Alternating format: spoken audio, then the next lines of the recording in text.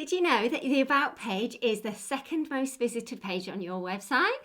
And if you want to be seen as an authority in your business, then you need to have an amazing one. Hi everyone, I'm Kelly Sparks, and today I'm going to teach you the exact layout that I follow to create fabulous About pages for my clients. The main problem that I see with About pages is that they are centered around the business owner, and especially ones that are written in the third person, like Kelly Sparks is a developer. Kelly Sparks helps people create websites. That's not exciting. That's not interested.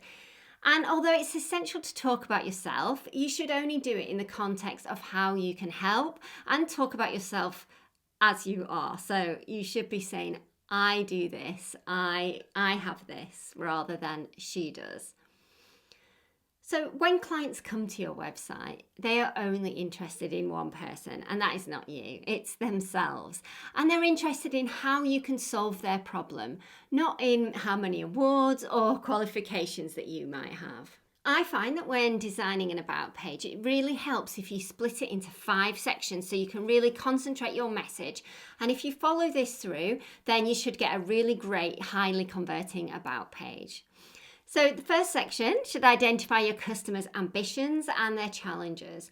You want them to read this section and think, yes, this is the person for me. I'm definitely in the right place, and stick around. The second should let them know how you and your company can help them. You can use this section to add your freebies in, so start here, that kind of thing, or even send them off to your services or portfolio pages.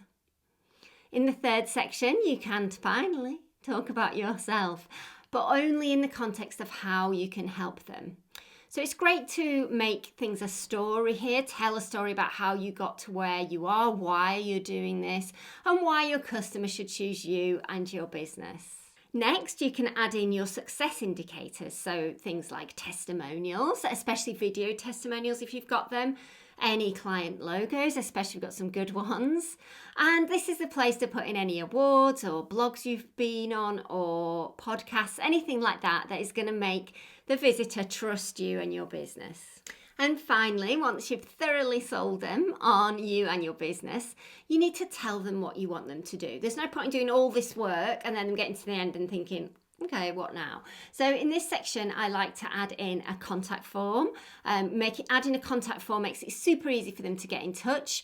Make it friendly, make it approachable, so they feel that they can get in touch. They feel like they can ask you any question they want.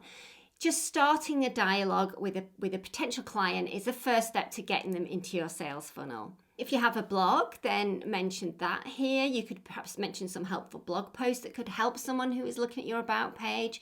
And definitely add a sign up to your newsletter, because it's essential to be building your list at all times. Now, from a design perspective, it's essential to keep this page really simple. You want to get your message across without any unnecessary fluff at all. If you're just starting out, then just get something up. This might sound like it's a lot, and you might be like, I haven't got client logos, I haven't got this, I haven't got that. Just get started, just get something up. Anything is better than nothing. As I said before, this is the second most visited page on your website. So having one is better than nothing.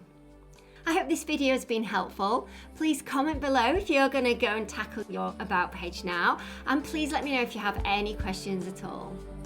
Don't forget to like and subscribe, and I will see you again soon.